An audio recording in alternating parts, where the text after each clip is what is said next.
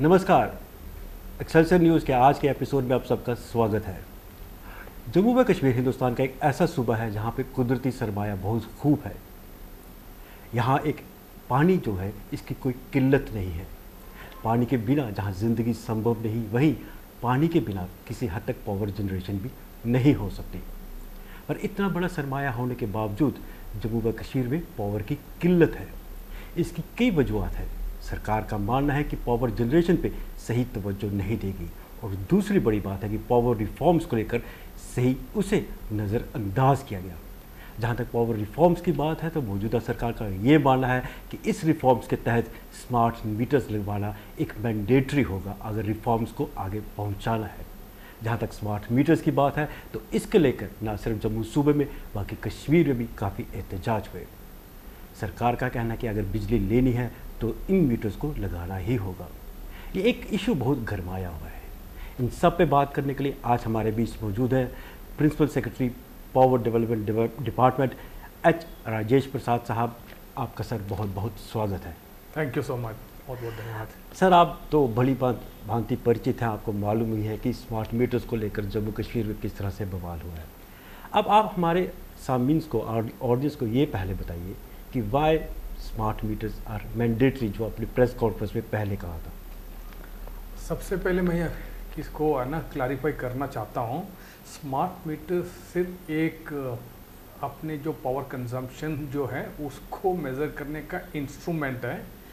ये मैंडेटरी इसके लिए है क्योंकि जो पावर हम सप्लाई करते हैं कंज्यूमर को उसका सही मेज़रमेंट हो, मगर सिर्फ उसको स्मार्ट मीटर का एक इंस्ट्रूमेंट के साथ देखना सही नहीं होगा, क्योंकि ये एक होलिस्टिक व्यू लेना बहुत ज़रूरी है। पावर जनरेशन से लेके पावर ट्रांसमिशन, डिस्ट्रीब्यूशन और उसके बाद कंज्यूमर के यहाँ उसको सप्लाई करना, उसके बाद उसको सप्लाई किया वाला जो पावर है उसको सही ढंग से मेज़र करना मीटर के द्वारा, स्मार्ट मीटर के द्वारा। क्योंकि जो जितना कंज्यूमर उपभोक्ता है जितना यूज़ करता है उतना ही उसका सही ढंग से मेज़र हो और उसका उतना भुगतान हो सरकार को। क्योंकि सबसे पहली बात है कि यहाँ अगर पावर सप्लाई करना है तो पावर को हमें सरकार को खरीदना पड़ता है। पावर खरीदने के लिए पैसे की सख्त ज़रूरत है। और अभी जो 2020 में जो कानून आया, LPS रूल है, उसके हिसाब से पावर परचेज करने के लिए पैसे को एडवांस में देना या लेटर ऑफ क्रेडिट को खोलना बहुत ज़रूरी है।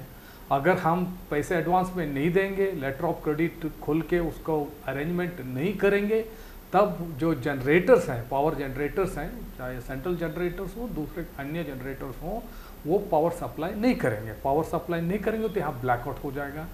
और जो हम पावर सप्लाई करते हैं, जैसे पिछले वित्तीय वर्ष में हमने 20,400 मिलियन यूनिट्स को सप्लाई किया, उसमें सिर्फ हमें जो लॉसेस जो रहे 55% यानी 45% का कलेक्शन ही हुआ। अगर ऐसे होने से लॉस को सरकार को भरपाई करना पड़ेगा। और उसके साथ ही जो पावर इंफ्रास्ट्रक्चर को डेवलप करना है, जो ट्रांसमिशन को हो, डिस्ट्रीब्यूशन नेटवर्क हो, यहाँ के जो ट्रांसफार्मर्स हो, ग्रिड स्टेशंस हो, कंडक्टर्स हो, सारे जो इंफ्रास्ट्रक्चर डेवलप करने के लिए पैसे की ज़रूरत है। हाल ही में भारत सरकार में अभी जो करंट स्कीम है RDSS यानी रिवैम्प्ड डिस्ट्रीब्यूशन सेक्टर स्कीम, उसके अंतर्गत जो रिफॉर्म्स और रिफॉर्म्स के जो आउटकम को फंड रिलीज के साथ लिंक किया। और सबसे अहम बात यह है कि जो जम्मू कश्मीर में 55% लॉसेस है, AT&C लॉसेस है, उसको एक ट्रेजेक्ट्री दिया है कि हर साल JNK 15% लॉसेस को कम करेगा। उसके साथ ही यहाँ कलेक्शन है, जो कंज्यूमर के जो बिलिंग और उसको कलेक्शन को उसी दिशा में उसको बढ़ाना है, तभी हमें यहाँ इंफ्रास्ट्रक्चर डेवलप करने के लिए पैसा मिलेगा। इसी निर्देश के अनुसार, इसी RDSS स्कीम के जो अंतर्गत यहाँ स्मार्ट मीटर लगाना अनिवार्य है। ये RDSS स्कीम का एक कंपोनेंट है। ये जो वो स्मार्ट मीटर्स अभी जो 22 लाख स्मार्ट मीटर्स लगाने का जो प्रोग्राम चल रहा है उसमें तकरीबन 4 लाख हमने लगा दिए, अन्य 18 लाख को अभी अगले 2 साल में लगाना ज़रूरी है। सर आपने जैसे बात की कि ये पावर रिफॉर्म्स के तहत इसका कंपोनेंट है स्मार्ट मीटर्स को लगाना, RDSS स्कीम पर बात की, तो अगर हम बात करें तो पावर रिफॉर्म्स पिछली सरकारों के तहत ही चलता आ रहा है। अगर मुझे याद है तो 2001 में APDR स्कीम आई थी, फिर again that was again RAPDR restructuring, फिर अभी जो नई स्कीम आई है RDSS। अब let's go step by step to understand the gravity of the situation. No, first step is जो आम शहरी के दिमाग में, कंज्यूमर में ये सवाल आता है, what is the major difference पहले के मीटर्स में और स्मार्ट मीटर्स में? जैसे मैंने शुरुआत में कहा, ये जो मीटर एक सिर्फ मेज़रमेंट का एक जरिया है। पहले का मीटर और अभी का मीटर, जो स्मार्ट मीटर एक इम्प्रूव्ड वर्जन है। जैसे हम पहले ट्रेडिशनल जो टीवी थी, जो बॉक्स टाइप वाली, अभी हम स्मार्ट टीवी यूज़ करते हैं। जैसे एक ट्रेडिशनल हैंडसेट मोबाइल हुआ करता था, अभी हम स्मार्टफोन यूज़ करते हैं। स्मार्ट मीटर में ये सुविधा होगी, एक अपने स्मार्टफोन में ऐप के साथ जुड़ेगा और ऐप में हम हमारे जो बिजली का कंजम्पशन है हर दिन हम मॉनिटर कर सकते हैं, हम कितने कंज्यूम किया और हमारा बैलेंस कितना है। उसको जो प्रीपेड एनेबल करने से, जैसा प्रीपेड का फ़ोन है, जैसे हम फ़ोन चाहिए तो 10 दिन का चार्ज करें, 50 रुपये चार्ज करें या 1000 रुपये चार्ज करें, कंज्यूमर अपने हिसाब से, कन्वीनियंस के हिसाब से चार्ज करता है। दूसरी बात है कि अब क्योंकि पावर कंजम्पशन हम रोज़ मीटर देखेंगे, रोज़ हमारा चार्ज कितना है देखेंगे, कितना यूनिट कंज्यूम कर रहे हैं, उसको ऊपर एक सुविधा होगी कि हम अपने कंजम्पशन को कंट्रोल कर सकते हैं। आज का दिन जो ट्रेडिशनल मीटर के द्वारा बिल आता है महीने के बाद, तभी हमें पता लगता है कितना हमने कंज्यूम किया।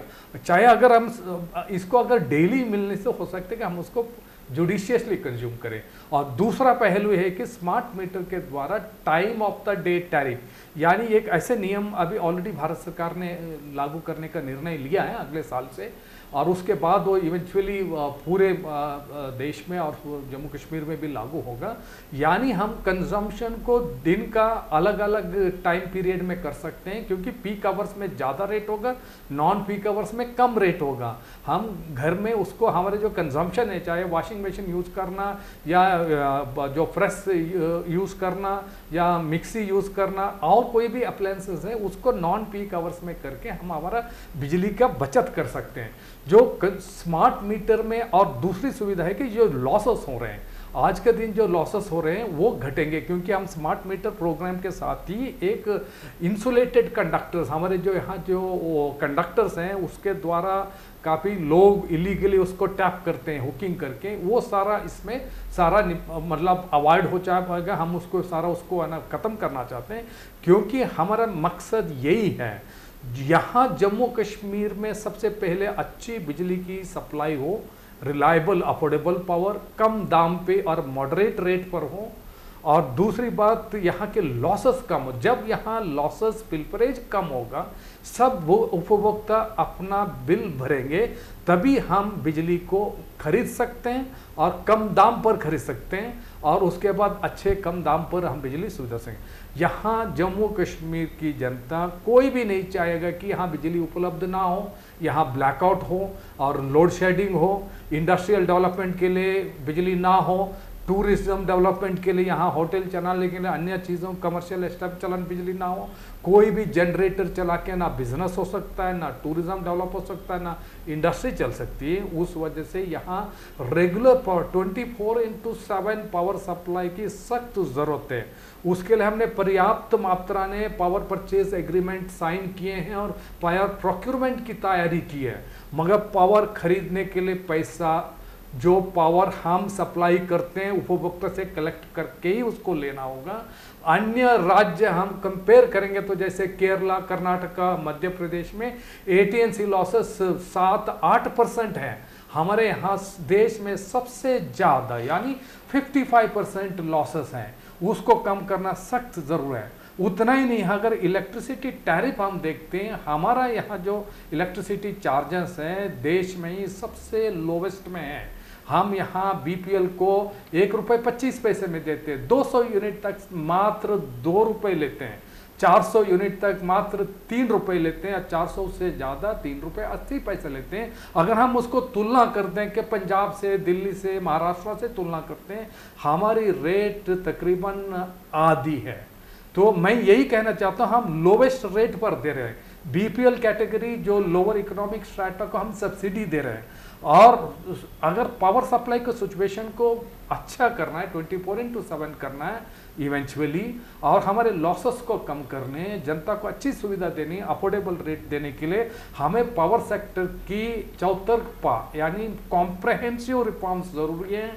यहाँ का पावर इंफ्रास्ट्रक्चर को मॉडर्नाइज करना है, यहाँ की मीटर्स को स्मार्ट मीटर बना के सप्लाई को अच्छे से सप्लाई करके पूरा कलेक्शन करना, और उसके साथ ही पावर प्रोक्योरमेंट सेक्टर में, जनरेशन में, ट्रांसमिशन में, डिस्ट्रीब्यूशन में, हर सेक्टर में मॉडर्नाइज करना सख्त जरूरी है। तभी तो यहाँ एक प्रोग्रेसिव स्टेट होके इकोनॉमिक एक्टिविटी बढ़ेगी, टूरिज्म बढ़ेगा, नौजवानों को नौकरी मिलेगी, एक ओवरऑल डेवलपमेंट जो प्रोग्रेसिव स्टेट बनने के लिए ये एक बुनियादी सुविधा है। जब तक हम पावर सेक्टर के रिफॉर्म्स नहीं करेंगे, यहाँ का इकोनॉमिक डेवलपमेंट असंभव है। मैं ये साफ कहना चाहता हूँ आप सब लोगों को। प्रसाद साहब, जिस तरह से आपने डिटेल में एक आंसर दिया कि स्टेट की economic development without power reforms, let's take in that matter, उसके बिना संभव नहीं है। मैं अपने सामने को एक बताना चाहता हूँ, smart meters Sweden European nation की जो एक वाहिद कंट्री है जहाँ सबसे ज़्यादा एनर्जी कंजप्शन होती है। सबसे पहले स्मार्ट मीटर स्वीडन में ही लगे थे, वहाँ भी इसी तरह का क्रिटिसिज्म हुआ था। बट जब लोगों ने स्मार्ट मीटर को इंस्टॉल किया, फिर खुद रियल टाइम में रीडिंग देखने लगे, तो पावर कंजप्शन वहाँ पे रिडक्शन आ गई, क्योंकि पीपल बिकेम मोर अवेयर, और वहाँ पे इलेक्ट्रिसिटी कॉस्टली भी है। No that was the example I wanted to give to, लोगों को पता लगे कि स्मार्ट मीटर ना सिर्फ यहाँ पे एहतजाज हुआ, चेंज के साथ हर जगह पहले एक थोड़ी रिलक्टेंस होती है। स्वीडन जैसे जो डेवलप्ड नेशन है, सोशलिस्ट है, वेलफेयर स्टेट है, वहाँ भी इसको लेकर एहतजाज है। Now coming back to one or two or three things which you highlighted in your explanation. First is AT&C losses, aggregate transmission and commercial losses 55% है, and this is not a new concern.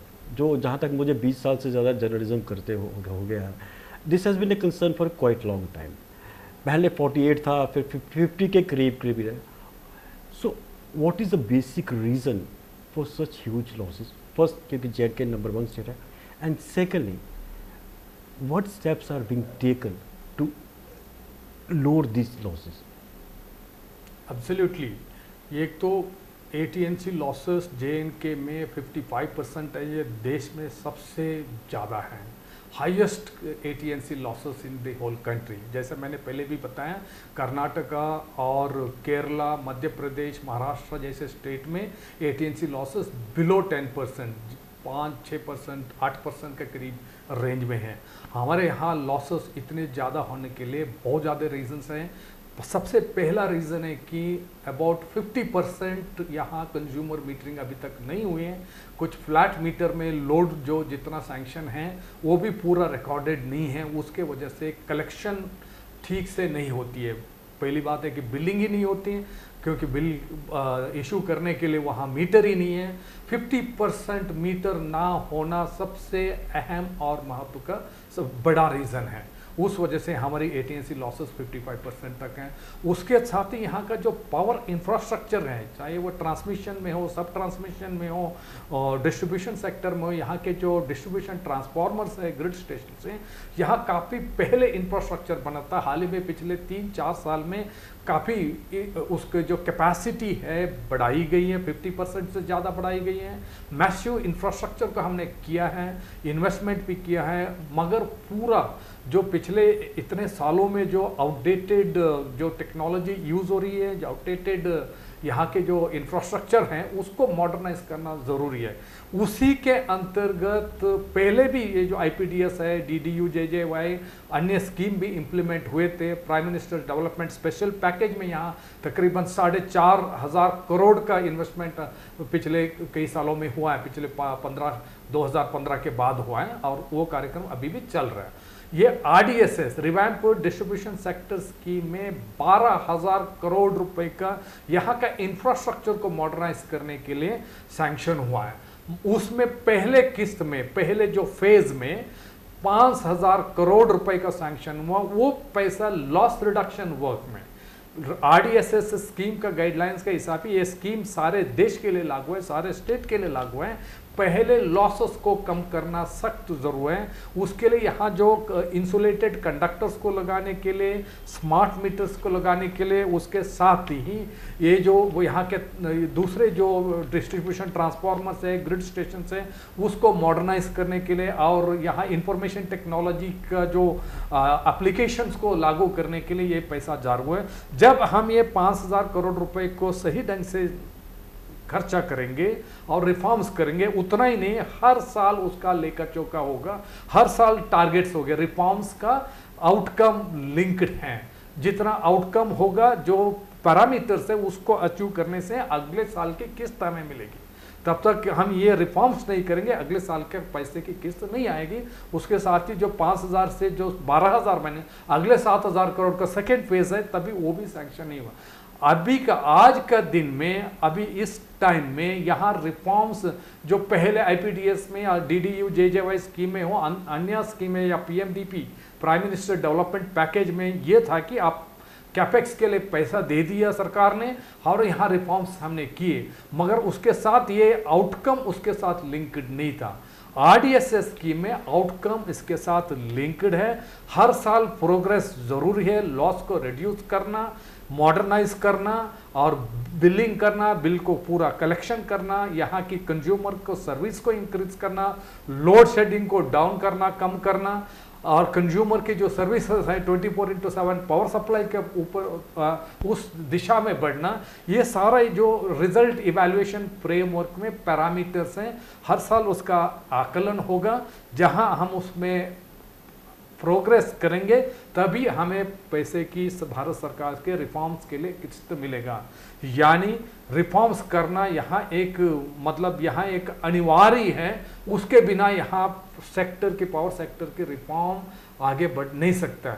लोगों को 24/2 power supply करने के लिए ये reforms सख्त जरूरत है। मैं यहाँ आपके माध्यम के थ्रू में जनता को मैं अवगत करना चाहता हूँ, जहां जहां स्मार्ट मीटर्स हमने लगाए हैं उस फीडर लेवल में, उस फीडर जिस फीडर में हमने 100% स्मार्ट मीटर किए हैं, हम वहां 24/7 अच्छे रिलायबल अफोर्डेबल पावर देंगे, क्योंकि वहां लोड शेडिंग नहीं होगी। मैं मानता हूं कि लोग खुद अभी चाहेंगे धीरे धीरे कि हमारे एरिया में भी स्मार्ट मीटर लगाइए, क्योंकि हमारे पावर की जो सप्लाई सुविधा अच्छे हो जाए।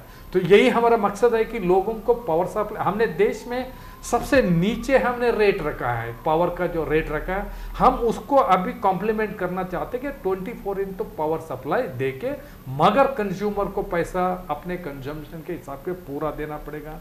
एक बात आती है कि यहाँ लोअर इकोनॉमिक स्ट्रेटा जो बीपीएल कैटेगरी है, जो गरीब लोग हैं, उनका ख्याल सरकार ने बिल्कुल रखा है।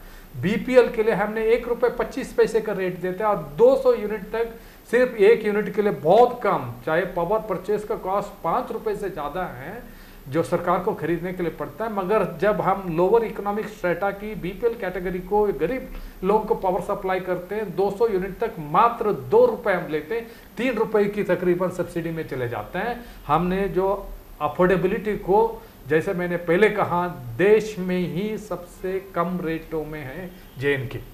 सर, आप प्रसाद साहब ने जिस तरह कहा कि अगर एक कॉमन लैंग्वेज में अगर समझ रहा तो इसकी एनोलॉजी अगर मैं ड्रॉ करूं तो जैसे fundamental rights are the basic essence of the constitution, उसी तरह reforms are the basic essence अगर आपको पावर 24 आवर और अफोर्डेबल चाहिए। If I am not wrong, it's absolutely right, absolutely सही कहा। इसी तरह जिस तरह फंडामेंटल राइट्स के बिना इंसान जमहूरियत में नहीं रह सकता, वो रिफॉर्म्स के बिना पावर कंजप्शन भी जम्मू कश्मीर को नहीं अवेलेबल होगी। Now coming back to 1 or 2 important question. आपने कहा कि ₹5 की हम परचेज कर रहे हैं, फाइन। बीपीएल कैटेगरी आप बता दीजिएगा कितना उसका कंपोनेंट है, बट जो एक स्केल आया, there has been a gradual increase in the power rates also Jammu व कश्मीर में। अगर आप इस वक्त जाएँ, जैसा मैक्सिमम स्लैब 450 के 4.50 हो गई है यूनिट की। सो अगर हम जम्मू कश्मीर की पुरानी तारीख देखें स्टेट का एक स्ट्रक्चर और टेक्सचर देखें तो इसमें सब्सिडी कंपोनेंट कम नहीं है आपके हिसाब से? सबसे पहली बात ये है, जो हमारा पावर टैरिफ देश में एक लोवेस्ट टैरिफ में एक है। यहाँ के बीपीएल कैटेगरी जो 30 यूनिट्स हम ₹1.25 में देते हैं। जो सेकेंड कैटेगरी है, जो गरीब लोग, जो चाहे बीपीएल लिस्ट में ना हो, जो गरीब लोग जो 200 यूनिट मंथली जिनका कंजम्पशन होता है, उनके लिए हम ₹2 चार्ज करते हैं। 200 से 400 यूनिट तक हम चार्ज करते हैं ₹3। उसके बाद हमारा ₹3.80 है। यानी 400 से ज़्यादा भी कंज्यूम करते हैं, जो एसी यूज़ करते हैं, दूसरे अप्लायंसेज यूज़ करते हैं, उनके लिए ₹3.80। अगर हम इसको तुलना करते हैं हिमाचल के साथ, पंजाब के साथ, दिल्ली के साथ, महाराष्ट्र के साथ, कर्नाटक के साथ, ये दाम काफ़ी ज़्यादा है। चाहे 200 यूनिट तक किसी स्टेट में फ्री बिजली मिलता हो, दिल्ली में मिलता हो, कर्नाटक में मिलता हो, हमारे यहाँ 200 तक हमने बहुत कम रेट रखा है।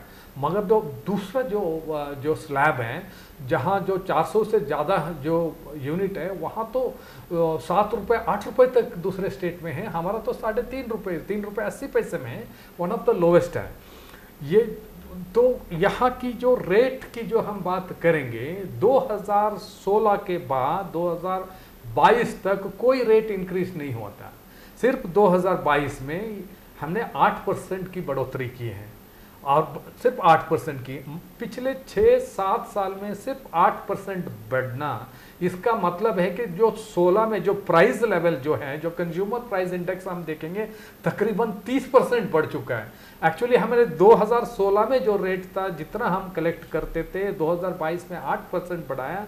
उसका मतलब है कि रियल वैल्यू जो है वो घट चुका है। 20% जो 16 में हम करते हैं, उसका रियल प्राइस घट चुका है। वैरस जो पावर परचेस कॉस्ट है वो लगातार बढ़ रहा है। जैसे हमारे जो सैलरी कॉस्ट हो, ऑपरेशन एंड मेंटेनेंस कॉस्ट हो, और एक्चुअल पावर परचेस जो एनटीपीसी से हम पावर परचेस कर लेते हैं सेंट्रल जेनको से, उसके साथ ही हमारे जो दूसरे जो पीपीएस हैं और एक्सचेंज से। क्योंकि एक आपने जो पहले जिक्र किया था कि यहाँ पानी बहुत उपलब्ध है, बहुत अच्छी बात है, कुदरत का देन है।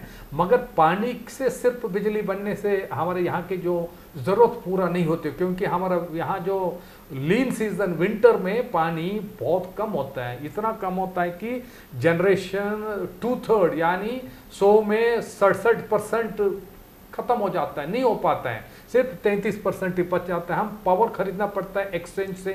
एक्सचेंज में पावर के दाम कभी ₹4 लगे, कभी ₹8, कभी ₹12, ₹20 तक भी जाते हैं। बहुत महंगा पावर खरीदना पड़ता है, क्योंकि पीक समर में जम्मू को कैटर करने के लिए, अब पीक विंटर में हमें कश्मीर में कैटर करना पड़ता है। और हमारे जो एनटीपीसी के पावर प्लांट हैं, वहाँ पावर हमें बहुत महंगी मिलती है। Coal based power hydel power से ज़्यादा है। हमें यहाँ एक 24/7 अफोर्डेबल और रिलायबल पावर सप्लाई करने के लिए पावर मिक्स होना ज़रूरी होता है। उसमें हाइडल भी हो, थर्मल भी हो, उसके साथ दूसरे रिन्यूएबल, आजकल रिन्यूएबल आरपीओ ऑब्लिगेशन मतलब कंपलसरी है, जिसमें हमारा जो सोलर पावर का मिक्स भी होना है, विंड का भी होगा, एक पैकेज होना ज़रूरी है। उसी दिशा में हमने ऑलरेडी पीपीए एंटर किया। हमने पीपीए अभी हाल ही में पिछले 1 साल में 3250 मेगावाट के पीपीए, उसमें सोलर भी है, थर्मल भी है, हाइड्रो भी है। सारा मिक्स को हमने एक रोबस्ट मिक्स बनाया है, क्योंकि हमने लॉन्ग टर्म डिसीजन लिया।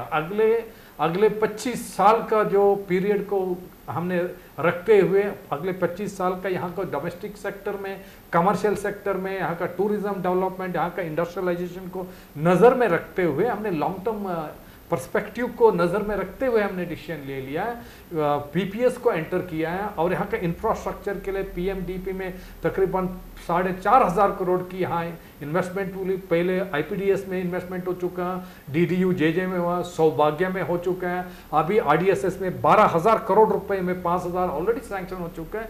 जैसे मैसिव इन्वेस्टमेंट करके यहाँ एक मॉडर्नाइज करके अच्छी सुविधा देने के लिए, इकोनॉमिक डेवलपमेंट की एक नींव रखने के लिए रिफॉर्म्स को हम आगे बढ़ा। जिस तरह से प्रसाद साहब ने कहा कि ये एक नीड बेस्ड है, इससे there is no way out, इस पर आपको दो राय नहीं है, there is no way out, reforms को कंटिन्यूस रहना। और दूसरी बात जो मुझे आपके जवाब से जो आपने एक्सप्लेनेशन डिटेल में दी, एक पूरा पैकेज है, विंड भी है, थर्मल भी है, सोलर भी है, इंपॉर्टेंट कंपोनेंट जो है। But what I could get a sense from your answer is that ये power consumption and power generation and power transmission ये एक ब्रेक इवन पॉइंट पे होना चाहिए।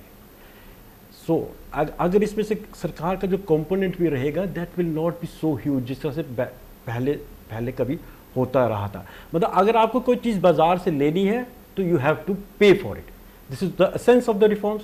एग्जैक्टली। सो जैसे आप, और क्योंकि जो इलेक्ट्रिसिटी एक इंपॉर्टेंट कंपोनेंट है लाइफ का, you can't give away from it. जैसे आपको अगर ऑटो का किराया देना है, फ़ोन का किराया देना है, वैसे बिजली का भी किराया देना है। हालांकि एक तो बात है कि जैसे प्रसाद साहब ने कहा कि JNK में वाकई बिजली बहुत ही सस्ती है। अगर रिफॉर्म्स की बात करें तो हमारा पड़ोसी मुल्क, वहाँ पर तो 30-30, 40-40 हज़ार रुपये पावर का बिल आ रहा है पाकिस्तान में, वहाँ तो सरकार ही डूब पड़ रही है, पावर रिफॉर्म्स वहाँ भी नहीं हुए थे। तो प्रसाद साहब जाते जाते एक दो बात मैं आपसे अंत में ये पूछना चाह रहा हूँ। कई लोगों को ये खर्चात है, एक पहले यहाँ पे, क्योंकि मैं इसलिए आपको बताना चाहता हूँ कि यहाँ पे एक कुछ समाजी जमातों का ये एक नैरेटिव था, हमारे रिसोर्सेज है तो हमें बिजली मुफ्त क्यों नहीं मिलनी चाहिए, एक नैरेटिव था कुछ सियासी जमातों में। कुछ एक आप ब्रीफ में दे दीजिए, हमारी टोटल पावर जनरेशन कितनी रहती है, उसका सेंट्रल पूल में कितना उसका कंपोनेंट रहता है, and what are the benefits from that component जो JNK को मिलता है। देखो, जो हमारे जो JNK का जो जनरेशन कंपनी है, Jammu Kashmir power development corporation, इसकी जो कैपेसिटी, इंस्टॉल्ड कैपेसिटी है बगलियार और दूसरे जो झेलम और दूसरे जो प्रोजेक्ट सारे मिला के, छोटे और बड़े सारे प्रोजेक्ट मिला के 1200 मेगावाट की जनरेशन कैपेसिटी है। उसको विंटर में इसकी कैपेसिटी 2/3 कम हो जाती है, जैसे पानी कम हो जाता है। जब समर सीज़न है, अभी हम तकरीबन 1100 मतलब फुल कैपेसिटी 90-95% कैपेसिटी में हम लोग उनको जनरेट कर पाते हैं। और सारे पावर जो जम्मू कश्मीर का पावर डेवलपमेंट कॉरपोरेशन की पावर है, उसमें पूरा 90% जो पावर जनरेशन जम्मू कश्मीर के लोगों को ही सप्लाई किया जाता है एट अफोर्डेबल लो रेट पर लेके।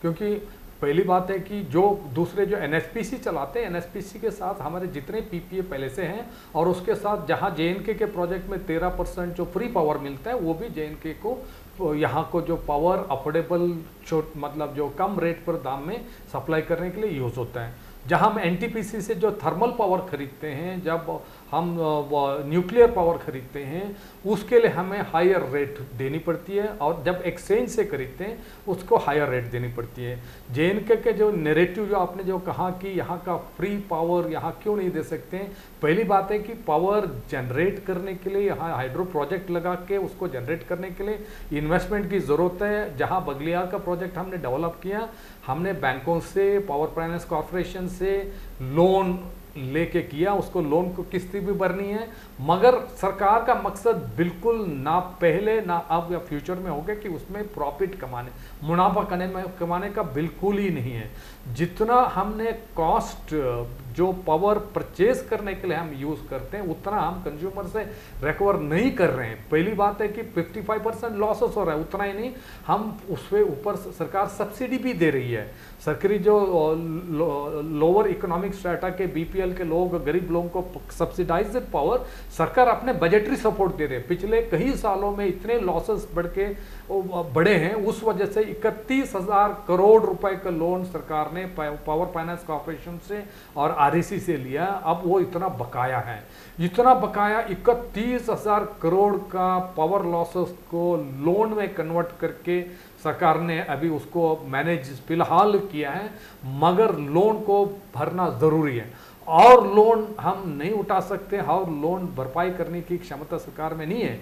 ये एक स्थिति, अगर हम ये रिफॉर्म्स को सख्त जो ज़रूरत है उसको इम्प्लीमेंट नहीं करेंगे, ये एक स्थिति ऐसी आएगी जो इतना बकाया सरकार का लोन बढ़ेगा और सरकार यहाँ और कोई कुछ काम नहीं कर सकते, सिर्फ पावर खरीद के लॉसेस पर बेच सकते हैं। और बाद में उसका अंजाम ये है कि मैंने कहा कि रिफॉर्म का पैसा यहाँ रिफॉर्म्स इंफ्रास्ट्रक्चर डेवलप करने के लिए नहीं यहाँ फ्लो होगा, नहीं आ सकते हैं। सो वो ऑप्शन बिल्कुल ही जो गलत फहमी फैलाई जा रही है, ये ऑप्शन सरकार के सामने, पब्लिक के सामने बिल्कुल ही नहीं है। यहाँ रिफॉर्म्स ना करने का मतलब है कि यहाँ ब्लैकआउट होना, यहाँ लोड शेडिंग होना, यहाँ इंडस्ट्री नहीं आ सकती, इंडस्ट्री नहीं चल सकती, यहाँ टूरिज्म डेवलपमेंट नहीं हो सकता, यहाँ रोजगार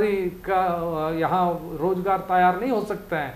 सो इकोनॉमिक डेवलपमेंट के लिए पावर सेक्टर में स्मार्ट मीटर्स लगाना, इंफ्रास्ट्रक्चर को डेवलप करना, एबी केबल को लगाना, मॉडर्नाइज करना, सारे सेंट्रल गवर्नमेंट के स्कीम में जो 90% फंडिंग सेंट्रल गवर्नमेंट करते हैं, 10% ही स्टेट को देना पड़ता है, यूटी को देना पड़ता है। ये 90% को जो 12,000 करोड़ को मोबिलाइज करना हमारा फर्ज है। अगर हम ये फर्ज नहीं निभाएंगे, ये यहाँ के जो नौजवान हैं, जो यहाँ के बच्चे हैं, हमें कल माफ नहीं करेंगे। मैं आपके माध्यम के थ्रू द्वारा सबको मैं अवगत कराना चाहता हूँ, यहाँ के बुद्धिजीवियों को, यहाँ के नेता लोगों को, यहाँ के जो सारे जो पढ़े लिखे लोग हैं, आप कृपया इस बात को समझिए। आप हमारे साथ कोऑपरेट कर दीजिए, हमारे साथ कंधे के कंधे मिला के आप यहाँ स्मार्ट मीटर्स को, यहाँ पावर सेक्टर के रिफॉर्म्स को, ये आपका डेवलपमेंट के लिए हैं, ये आपका इकोनॉमिक डेवलपमेंट के लिए, आपका बच्चों का भविष्य के लिए ये सबसे ज़रूरत है। अगर आप इसको हमारे साथ नहीं देंगे, आप अपने आवाज़ नहीं उठाएंगे, शायद आपके बच्चे आपको कल माफ़ नहीं करें। जिस तरह से प्रसाद साहब ने कहा कि ये बहुत इम्पोर्टेंट है, एस्पेक्ट है, अगर इसको अब अगर नज़रअंदाज किया या किसी तरह से दबाव डाला गया तो आने वाली जनरेशन आपको माफ़ नहीं करेगी। ये मैं इसलिए कह रहा हूँ क्योंकि यहाँ पे आगे ही रिफॉर्म्स बड़ी लेट शुरू हुए हैं। ये इम्पोर्टेंट मैंने पाकिस्तान का जिक्र इसलिए किया क्योंकि वहाँ पे इकोनॉमिक रिस्ट्रक्चरिंग नहीं हुई। जब सिर पर बात पड़ी तो बिल बहुत ज़्यादा आने लगे क्योंकि उसको नज़रअंदाज किया गया। इसी तरफ बात का इशारा प्रसाद साहब कर रहे थे कि अगर आप उसको नज़रअंदाज करेंगे तो आने वाली जनरेशन आपको माफ़ नहीं करेगी कि हो सकता है कि उनको भी उस समय पे 50-50 हज़ार रुपये बिल देना पड़ेगा। तो ये थे principal secretary power PDD H Rajesh Prasad, जिन्होंने डिटेल्ड अपनी एक्सप्लेनेशन दी क्योंकि स्मार्ट मीटर्स की क्यों इंपॉर्टेंस है, पावर रिफॉर्म्स की क्यों इंपॉर्टेंस है और JNK में ये खुसूसी तौर पर ज़्यादा इम्पोर्टेंट क्यों है। प्रसाद साहब आपने अपना समय दिया, इतनी ज़्यादा एक्सप्लेनेशन दी, हमारे सामीन को डिटेल में समझाया, इसके लिए बहुत बहुत धन्यवाद। बहुत बहुत धन्यवाद।